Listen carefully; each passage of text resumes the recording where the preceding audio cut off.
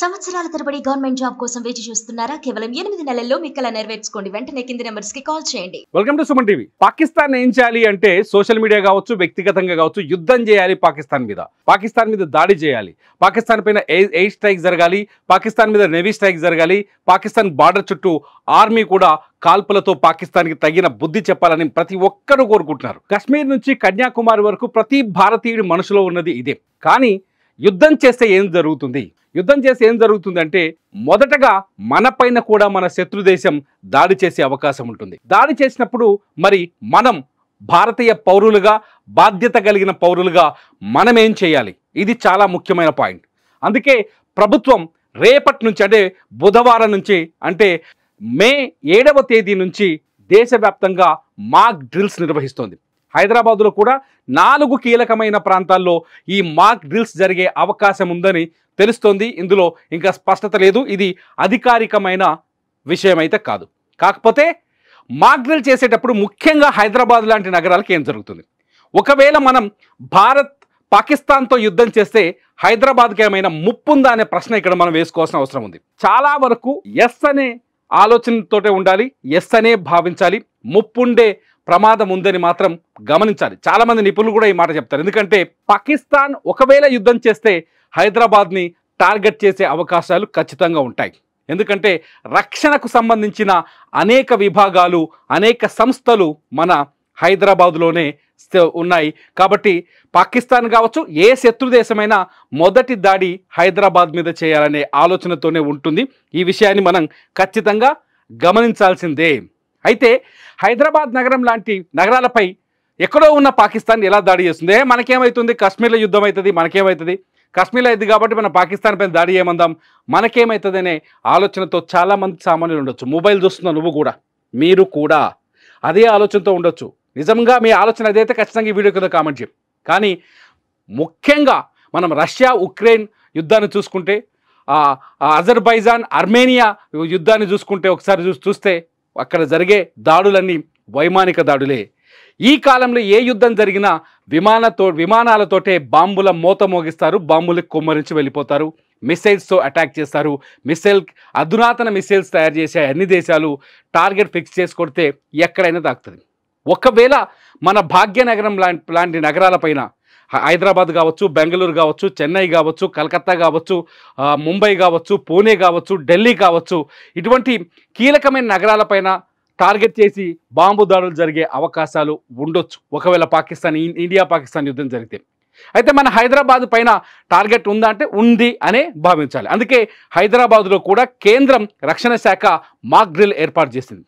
మాక్ డ్రిల్లో ముఖ్యమైనది air strike జరిగినప్పుడు ఏం చేయాలి. ఒకవేళ విమానాలు వచ్చి మన భాగ్యనగరం పైన బాంబుల దాడులకు పాల్పడుతున్నప్పుడు, మనం హైదరాబాద్లో దాదాపు 1.5 కోటి పైగా జనాభా ఉన్నాం. ఒక హైదరాబాద్ నగరంలోనే మనం ఎంత బాధ్యతగా వ్యవహరించాలంటే మొట్టమొదటిగా ఏం చేయాలనే విషయాన్ని చెప్తాను, నోట్ చేసుకోండి. ఎయిర్ స్ట్రైక్ జరిగినప్పుడు మనం ఖచ్చితంగా ఒక సేఫెస్ట్ ప్లేస్ను చూసుకోవాలి. ఈ పాయింట్ని చాలా ప్రతి ఒక్కరూ గుర్తుంచుకోవాలి. పాయింట్ నెంబర్ 1, సేఫ్ జోన్ను చూసుకోవాలి. సేఫ్ జోన్ ఏంటంటే యుద్ధాలు అంటే రెగ్యులర్గా ఎయిర్ స్ట్రైక్ జరిగే ప్రాంతాల్లో బంకర్లు ఉంటాయి.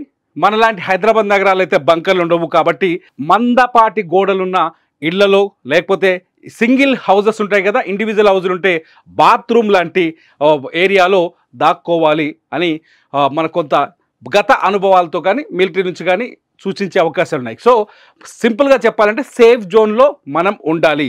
సేఫ్ జోన్లో ఉన్నప్పుడే మనం బాంబు దాడుల నుంచి తప్పించుకుంటాం. First of all air strike జరిగేటప్పుడు ఒక సైరన్ మోగుతుంది. ఆ సైరన్ మోగ్గానే మనం బంకర్లు ఉంటే బంకర్లోకి పరిగెత్తాలి, లేదంటే సేఫ్గా ఉండే బిల్డింగ్లోకి వెళ్ళి దాక్కోవాలి. ఆ దాక్కున్న తర్వాత తదుపరి ఆదేశాలు వచ్చే వరకు ఆ బంగ్లాల నుంచి కానీ ఆ ప్రాంతం నుంచి కానీ ఎవరు బయటకు రావడానికి వీల్లేదు. గోడలు అంటే మందంగా ఉండే ప్రాంతాన్ని ఎంచుకోవాలని చెప్తున్నాను. ఇకపోతే తలుపులు, కిటికీలు మనం ఏదైనా ఇంట్లో దాచుకుంటాం కదా. రెండో పాయింట్ ఏంటంటే ఏదైనా ఉంటే తలుపులు, కిటికీలు. రెండో పాయింట్ దగ్గరకు వస్తే తలుపులు, కిటికీలని మూసేయాలి. తలుపులు, కిటికీలను మూసేసి వాటికి దూరంగా ఉండాలి. ఏదైనా ఇంట్లో దాచుకోమని చెప్తున్నారు కదా, తలుపులు, కిటికీలకి దూరంగా మూసేయాలి. వాటికి దూరంగా ఉండాలి. ముఖ్యంగా గాజు పెంకలు, గాజు డోర్లు ఉన్న వాళ్ళు ఆ ఇళ్లకు ఉన్న వాళ్ళు జాగ్రత్తగా ఉండాలి. గ్లాస్ మెటీరియల్తో మనం ఇంటి డోర్లో లేకపోతే విండోస్లో లేకపోతే బిల్డింగ్ చుట్టూ గ్లాస్ చేయించుకొని ఉంటాం కదా, అటువంటి వాళ్ళు ఆ గ్లాస్కి దూరమైన ప్రాంతంలో ఉండాలి. ఎందుకంటే ఎయిర్ స్ట్రైక్ కానీ బాంబు కానీ మిస్సైల్ కానీ పడ్డప్పుడు దాని ప్రభావం చాలా భయంకరంగా ఉంటుంది. కాబట్టి మన ఇంట్లో ఉండే గ్లాసే మనని గాయపరిచే అవకాశం ఎక్కువగా ఉంటుంది, ఎక్కువగా ప్రభావం కనిపిస్తుంది. కాబట్టి గ్లాస్ డోర్లు ఉన్న చోట ఖచ్చితంగా దూరంగా ఉండడం చాలా మంచిది.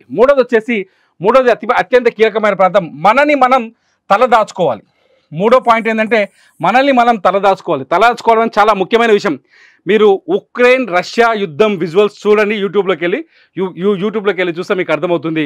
యుద్ధ సమయంలో ఏం జరుగుతుందంటే తలపైన కవర్ కప్పుకోవడము లేకపోతే ఒక క్లాత్ వేసుకొని మెడ ప్రాంతాన్ని పూర్తిగా కవర్ చేసుకోవాలంటే మనం మనుషులం కాదు అనే విషయాన్ని శాటిలైట్ ద్వారానో లేకపోతే వాళ్ళ శత్రు నిఘా వ్యవస్థ మనం పసిగట్టకుండా ఉండడం కోసం పరిగెత్తడానికో లేకపోతే దాచుకోవడానికి వెళ్ళినప్పుడు ఖచ్చితంగా మన తల భాగాన్ని ఇదంతా మనం 100% కవర్ చేసుకోవాలి అనేది ఒక సూచనగా కనిపిస్తుంది. కవర్ చేసుకున్నప్పుడు మనం ఏం చేస్తామంటే యుద్ధం అంటే మనల్ని శత్రుదేశం వెంటనే పసిగట్టే జనం ఇక ఎక్కువగా ఉన్నాడు, ఇక్కడ ప్రాణ నష్టం కలిగించవచ్చు అనే ఆలోచన రాకుండా ఆ ఆలోచన నుంచి మనం ఎస్కేప్ అయ్యే అవకాశం ఉంటుంది. ఇకపోతే మీడియా కానీ వాట్సాప్లో కానీ రక్షణ శాఖ కానీ ఎవరైనా అధికారిక సమాచారాన్ని మాత్రమే ఫాలో అవ్వాలి. అధికారిక సమాచారాన్ని 100% ఫాలో చేయాలి. ఏదైనా ఇన్సిడెంట్ జరిగినప్పుడు బాంబ్ స్ట్రైకో లేకపోతే బాంబు పడడమో లేకపోతే దాడి జరిగినప్పుడు బాంబు పేలడమో ఏదైనా జరిగినప్పుడు అధికారిక సమాచారాన్ని మాత్రమే నమ్మాలి. అనధికారికంగా వాట్సాప్ సమాచారాలు వాట్సాప్లో ఇటువంటి ఏ మెసేజ్ని నమ్మి మనం దానికి తగ్గట్టుగా ప్రవర్తించకూడదు. అధికారులు ప్రభుత్వం ఎటువంటి సూచనలు చేస్తుందో ఆ సూచనల్ని 100% పాటించాలి. పాటించకపోతే అవి తప్పుదారి పట్టించి మళ్ళీ మనం శత్రువులకి టార్గెట్ అయ్యే అవకాశం ఉంటుంది. మూడో పాయింట్ వచ్చేసి ఇతరులకు సహాయం చేయాలి. యుద్ధ సమయంలో చాలా కీలకమైన విషయం, అది ఆర్మీ దాడి కావచ్చు, ఎయిర్ స్ట్రైక్స్ కావచ్చు, ఇంకో దాడి కావచ్చు, ఏ దాడి జరిగినా మన తోటి మనుషులకి వాళ్ళ కులం మతం ప్రాంతం అనే తేడా లేకుండా అందరికీ సహాయం చేయాలి.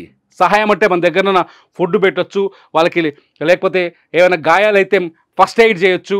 డాక్టర్లు వైద్య బృందాలు ఆటోమేటిక్గా మన యుద్ధ ప్రాంతాల్లోకి వచ్చేస్తాయి, వాళ్ళకి కమ్యూనికేషన్ చేయొచ్చు. మనకు తోచిన సహాయం ఖచ్చితంగా తోటి వారికి సహాయం చేయాలి. అత్యంత ఇంపార్టెంట్ పాయింట్ 6వ పాయింట్ ఏంటంటే 6th పాయింట్ ఏంటంటే ఎట్టి పరిస్థితుల్లోనూ అధికారులు చెప్పే వరకు మనం సేఫ్గా ఉన్న స్థావరాల్లోంచి బయటకు రాకూడదు. ఇది చాలా ముఖ్యమైన పాయింట్. యుద్ధ పరిస్థితుల్లో పాటించాల్సిన ముఖ్యమైన పాయింట్ ఏంటంటే అధికారులు కావచ్చు ప్రభుత్వం కావచ్చు వాళ్ళు చెప్పే వరకు ఎట్టి పరిస్థితుల్లో బయటకి రాకూడదు. మనం సేఫ్ జోన్లో ఉన్న ప్లేస్ నుంచి బయటకు రాకూడదు. ఎందుకంటే మనల్ని తప్పుదో పట్టించడానికి రకరకాల ప్రయత్నాలు జరగవచ్చు.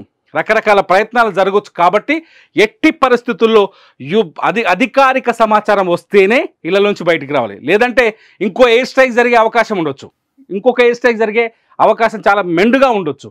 సో అధికారిక సమాచారం వచ్చే వరకు ఇళ్లలోంచి రాకూడదు. సో యుద్ధాన్ని మనం ఎంతగా కోరుకుంటున్నామో యుద్ధం జరిగే సమయంలో మనం ఇటువంటి జాగ్రత్తలు తీసుకోవాల్సిన అవసరం ఉంది. మన హైదరాబాద్ లాంటి నగరం కూడా ఒకవేళ ఇండియా పాకిస్తాన్ యుద్ధం మొదలైతే మన భాగ్యనగరం కూడా టార్గెట్ అవ్వచ్చు, ముంబై టార్గెట్ అవ్వచ్చు, ఢిల్లీ టార్గెట్ అవ్వచ్చు, పూణే టార్గెట్ అవ్వచ్చు, బెంగళూరు కొచ్చి టార్గెట్ అవ్వచ్చు, విశాఖపట్నం టార్గెట్ అవ్వచ్చు, విజయవాడ టార్గెట్ అవ్వచ్చు, తమిళనాడులో చెన్నై టార్గెట్ అవ్వచ్చు. కీలక పట్టణాలన్నింటినీ టార్గెట్లో పెట్టవచ్చు. ఆల్రెడీ పాకిస్తాన్ చెప్తుంది మా దగ్గర 130 అణుబాంబులు ఉన్నాయని చెప్పేసి. సో ఎట్టి పరిస్థితుల్లోనూ యుద్ధం ఇప్పటివరకు భారతదేశానికి యుద్ధం ఎక్స్పీరియన్స్ లేదు, ఇది భారతీయులుగా మనకు లేదు. కానీ పాకిస్తాన్తో 3 యుద్ధాలైనాయి. కానీ యుద్ధం జరిగేటప్పుడు మనం ఎలా ఉండాలి అనేది మాత్రం చాలా ముఖ్యమైన విషయం. దయచేసి సోషల్ మీడియాలో వచ్చే అబద్ధపు కథనాలను కానీ అబద్ధపు వీడియో సమాచారాన్ని కానీ నమ్మొద్దు, పుకార్లను నమ్మొద్దు. ముఖ్యంగా యుద్ధ సమయంలో కేవలం ప్రభుత్వం అధికారికంగా ఇచ్చే సమాచారాన్ని నమ్మాలి. మరి మీరు బాధ్యత గల పౌరులుగా ఉంటారా? పాకిస్తాన్పై పగ తీర్చుకోవాలని యుద్ధం చేయాలని కోరుకునే మీరు బాధ్యత గల పౌరులుగా నిలబడి ఈ దేశ ప్రభుత్వానికి, ఈ దేశ ఆర్మీకి, ఈ దేశ నేవీకి, ఈ దేశ ఎయిర్ ఫోర్స్కి మద్దతుగా నిలబడతారా? నిలబడే ప్రతి ఒక్కరూ ఈ వీడియో కింద కామెంట్ చేయండి. చూస్తూనే ఉండండి సుమన్ టీవీ.